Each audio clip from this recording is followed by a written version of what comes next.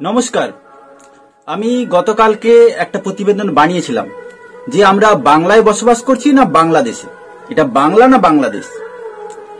আজকে একটা খবর বেরিয়েছে যেখানে এই রাজ্যের মুখ্যমন্ত্রী স্বয়ং মমতা বন্দ্যোপাধ্যায় বলছেন যে আমি হিন্দু নই, আমার পদবি না থাকলে ভালো হতো। জলপাইগুড়ির সভায় প্রশ্ন করছেন মমতা বন্দ্যোপাধ্যায়। আমার প্রশ্ন, উনি যদি মুসলিম হতেন উনি কি বলতে পারতেন যে আমি মুসলিম নই? ভোট আসতে না আসতেই ধর্মের খেলা শুরু হয়ে গেছে। কে ধর্মের খেলা খেলছে, কে ধর্মের ভিত্তিতে ভোট ভাগাভাগি করছে? আজ এই প্রশ্নগুলো সাধারণ মানুষ করছে। যেখানে দ্রব্যমূল্যের মূল্যবৃদ্ধি চরম সীমা ছাড়িয়ে গিয়েছে, 1000 টাকা নিয়ে গেলে এখন ব্যাগ ভর্তি বাজার আসে না, সেখানে ধর্মের খেলা শুরু হয়ে গেছে, ধর্মের ভিত্তিতে ভোট ভাগাভাগি শুরু হয়ে গেছে। এই রাজ্যের নেত্রী বলছেন যে বিজেপি ধর্মের ভিত্তিতে ভোট ভাগাভাগি করে, আর খুদ দেখুন নিজে কি বলছেন, তার এখন মুসলিম ভোট দরকার, মুসলিম ভোট ব্যাংক তার একটা পলিটিক্স খেলতে চাইছে।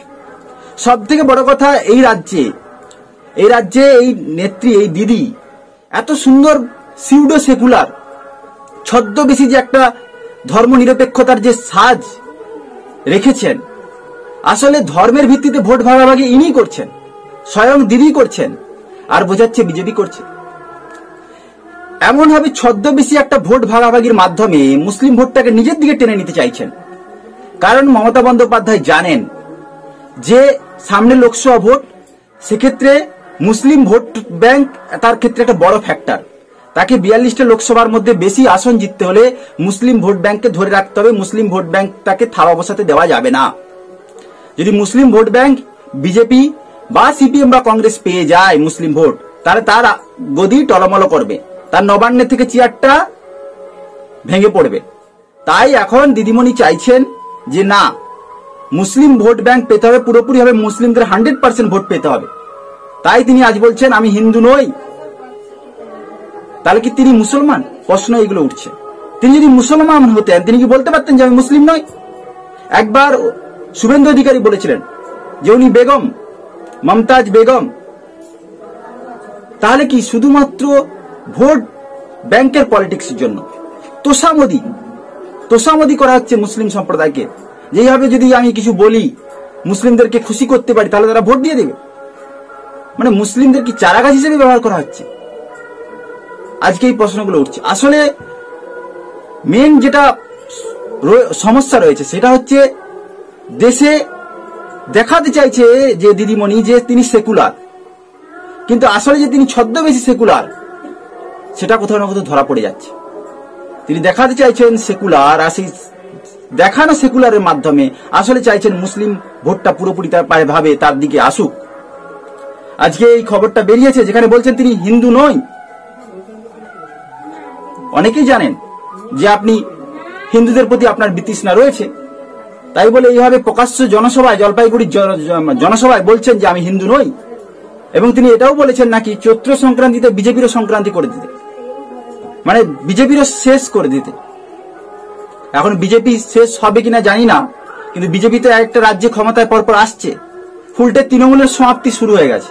অনেকে বলছেন চৈত্র সংক্রান্তিতে বিজেপির সংক্রান্তি করে দেওয়ার দাবি তুললেন মুখ্যমন্ত্রী মমতা বন্দ্যোপাধ্যায়। শনিবার জলপাইগুড়ির ডাবগ্রাম ফুলবাড়িতে সভা করেন মুখ্যমন্ত্রী মমতা বন্দ্যোপাধ্যায়। আজ বাংলার চৈত্র সংক্রান্তি, বিজেপির চৈত্র সংক্রান্তি হবে, সারা দেশ চালাবো আমরাই। একটা রাজ্যই চালাতে পারছে না, তারা সারা দেশ চালাবে। একটা রাজ্যে কয়লা চোর, বালি চোর, শিক্ষা চুরি, সব জায়গায় দুর্নীতি। হ্যাঁ, মন্ত্রী বান্ধবীর বাড়ি থেকে কোটি কোটি টাকা পাওয়া যাচ্ছে, গুণে শেষ করা যাচ্ছে না, আর তারা সারা দেশ চালাবে। তারা সারা দেশে কোথায় তখন সিবিআই তো আর পাওয়া যাবে না, মানে আমেরিকা থেকে সিবিআই নিয়ে আসতে হবে, মানে একদম ব্যাপারটা আর কি, যে অন্য দেশ থেকে বিশেষ ইন্টেলিজেন্স অফিসারদের এনে তদন্ত করতে হবে। একটা রাজ্যই চালাতে পারছে না, তারা দেশ চালাবার স্বপ্ন দেখছে। একটিও ভোট সিপিএম কংগ্রেসকে দেবেন না, ওরা বিজেপির সঙ্গে বোঝাপড়া করে। অনেকে তো বলছেন আপনি নাকি বিজেপির সঙ্গে বোঝাপড়া করেছেন, দিদিমণি ওই যেটা বলে মোদি মমতা একটা বোঝাপড়া চলছে, এটা নিয়ে আবার অনেক সময় সিপিএম কটাক্ষ করে যে বিজেপি মূল বলে। তো আসল কথা হচ্ছে যে কখনো কখনো কেন্দ্রকে নাকি পায়ে ধরে টিকে আছে, নাহলে ওই অরবিন্দ কেজরিওয়ালের মতো নাকি এই রাজ্যেও পিসি ভাইপো ঢুকে যেত জলে। চৈত্র সংক্রান্তিতে বিজেপির সংক্রান্তি করার দাবি তুললেন মুখ্যমন্ত্রী মমতা বন্দ্যোপাধ্যায়। আর তিনি এটা বলছেন যে বাংলায় চৈত্র সংক্রান্তি আজ, বিজেপির চৈত্র সংক্রান্তি হবে, সারা দেশ চালাবো আমরাই।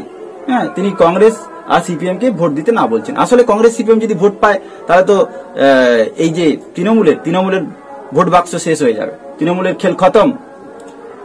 তিনি এটাও বলছেন যে আমরা বিজেপির সঙ্গে বোঝাপড়া করি না, আর তারা প্রচুর পরিমাণে নাকি তৃণমূল প্রকল্প দিয়েছে এই রাজ্যে। হ্যাঁ, তাই বলছে যে তৃণমূলকে কেন বারবার ফুলবাড়ি এবং উত্তরবঙ্গ থেকে বিজেপিকে জেতাচ্ছেন, একবার তৃণমূলকে জিতিয়ে দেখুন। দেখুন, উত্তরবঙ্গ হচ্ছে বিজেপির গড়। যেমন দক্ষিণ কলকাতা বা কলকাতা আশেপাশে এলাকা, দক্ষিণ চব্বিশ পরগনা, এগুলো যেমন তৃণমূলের গড়, উত্তরবঙ্গ বিজেপির গড়। বিজেপিকে ওখানে কেউ হারাতে পারবে না। তাই এখন বুঝে সুঝে ভাবছে যে যদি উত্তরবঙ্গে দু একটা আসন যদি তৃণমূল বাড়াতে পারে, তাই এখন আর কি কাকুতি মিনতি করা যে এবার আপনারা অন্তত পক্ষে তৃণমূলকে ভোট দিন। কিন্তু আপনি করেছেনটা কি? উত্তরবঙ্গের মানুষের জন্য তৃণমূল করেছেটা কি যে তৃণমূলকে ভোট দেন? তিনি এটাও বলেন যে বিজেপি নাকি একটি দাঙ্গার ফর্মুলা, দাঙ্গা করতে দেব না, দাঙ্গার ফর্মুলা হয় না, মিথ্যে ছবি বানায়, এসব বিশ্বাস করবেন না, আমি যা বলছি তাই বিশ্বাস করুন। দিল্লিতে গিয়ে বাংলার কথা বলে না, বাংলাকে টাকা দেবেন না, মা বোনেরা এবার একটিও বিজেপিকে ভোট দেবেন না। মানে উনি বলতে চাইছেন যে বিজেপি দাঙ্গার দল। আসলে বিজেপি দাঙ্গার দল না তৃণমূল দাঙ্গার দল, এটা নিয়ে অনেক তর্ক বিতর্ক হতে পারে। কোন রাজ্যে যদি রাজ্য সরকার না চায় দাঙ্গা হয় না, কিন্তু এই রাজ্যে হয় দাঙ্গা। হয়েছে না হয়নি? হাওড়াতে দেখেছি দাঙ্গা হয়েছে, শীতলকুচিতে দাঙ্গা হয়েছে। কেন হয়েছে? এই রাজ্য চেয়েছে তাই হয়েছে, রাজ্য সরকার ফেলিওর, ব্যর্থ, তাই দাঙ্গা হচ্ছে। তাই এই প্রশ্নগুলো উঠছে। আর এখন কাকুতি মিনতি করছে, দেখো বাংলাকে টাকা দেয় না। বাংলাকে টাকা দেবে কি করে? প্রত্যেকটা সিস্টেম আছে। আপনি বাংলার কোথায় কোন খাতে কত টাকা খরচা করছেন কেন্দ্রকে হিসাব দেবেন না, তো কেন্দ্র টাকা দেবে কেন? আপনাকে যদি কেউ না হিসাব দেয় আপনি টাকা দেবেন? দেবেন না। তো কেন্দ্র কি করে দেবে? আপনি কেন্দ্রকে হিসাব দিচ্ছেন না, তাই কেন্দ্র টাকা দিচ্ছে না। এটা সাধারণ হিসাব। বাংলাকে আপনি বঞ্চিত করছেন, আপনি হিসাব দিচ্ছেন না। আপনার নেতা মন্ত্রীরা সব জেলে চলে যাচ্ছে। দুর্নীতি তো হয়েছে, এটা তো আপনিও জানেন। নাটক করার কিছু নেই। আবার বলছি যে ভোট চলে যায়, ভোট এলে ধর্মে একটা লড়াই লেগে যায়। আমি হিন্দু নই, আমার পদবি না থাকলে ভালো হতো। আমি দুর্গাপুজো, কালী পূজা, ঈদ মুবারক করি না। আমরা তো দেখি যে ভোট এলে আপনি বেশি ঈদ মুবারক করে। এই রাজ্যে দুর্গাপূজার বিসর্জন দিতে বাধা দেন, হাইকোর্ট থেকে পারমিশন নিয়ে আসতে হয়।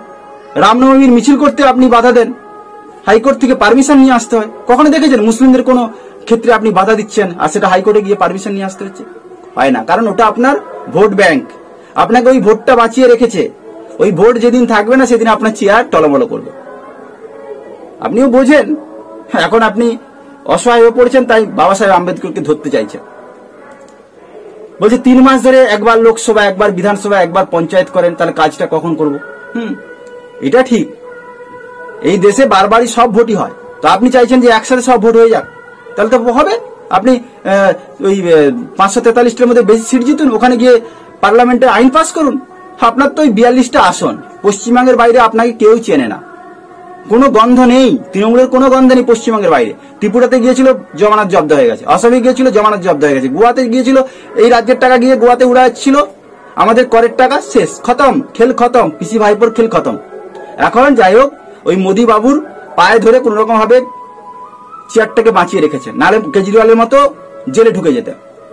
এখন বলছে মোদির গ্যারেন্টি কি? দ্রব্যমূল্য বৃদ্ধি। আর দ্রব্যমূল্য বৃদ্ধি আপনার রাজ্যেও তো দ্রব্যমূল্য বৃদ্ধি, আপনি তো কমান না। আপনার রাজ্যে চাল, ডাল, গম, তেল এত দাম বৃদ্ধি, পেট্রোল ডিজেলের দাম এত বেড়ে গেছে, আপনি কমান না। রাজ্যে গ্যাসের দাম বেড়ে গেছে, আপনি রাজ্যে কমান। আপনি রাজ্যে একটু ভ্যাটটা কম নিন না। মানুষ তো একটু এই গরমে একটু আশ্বাস পায়, একটু অক্সিজেন পায়।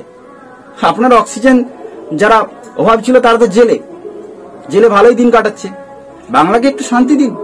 আপনি ট্যাক্সটা কম নিন, আপনি একটু ছাড় দিন। আপনি কিছুই দেবেন না। আপনি ভোট এলে আপনিও জানেন যে একটা ছদ্মবেশী সেকুলারিজম খেলতে হবে, সিউডো সেকুলার। তা আপনি দেখাবেন যে আপনি মুসলিম ভক্ত। আসলে আপনি কারোই ভক্ত নয়, আপনি টাকার ভক্ত। আপনি আপনার ভোট ব্যাংকের ভক্ত, আপনি নিজের গদির ভক্ত। আপনি শুধুমাত্র নিজের গদিটাকে বাঁচাতে হবে।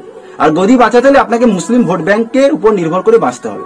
তাই এখন ভোট এসে গেছে, কিছুই করেননি 15 বছরে। তাই এখন মনে হচ্ছে যা ভোট পেয়ে জিতে আসতে হবে। তাই মহিলা ভোট ব্যাংক মহিলাদেরকে 500 থেকে 1000 টাকা দিচ্ছে, যাতে ওই থেকে যদি 2%, 3% ভোট বেড়ে যায় আপনি গদিতে থেকে যাবেন।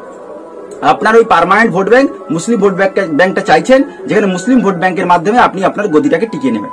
কিন্তু না, সময় কথা বলে, সময় কথা বলে, সময় কাউকে ছেড়ে কথা বলে না। সময় সব থেকে বেশি শক্তিশালী। ভগবানের পর যদি কেউ শক্তিশালী হয় সেটা সময়। সময় আপনাকেও একদিন আপনার শেষ পর্যায়ে নিয়ে পৌঁছে যাবে।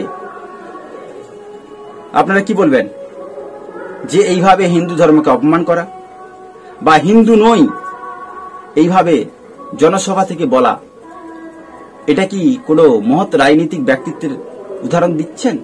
আপনারা যদি এই বিষয়ে কোনো মন্তব্য করতে চান কমেন্ট করুন। আজ এই পর্যন্ত, আবার দেখা হবে আপনাদের সাথে পরবর্তী কোনো প্রতিবেদনে।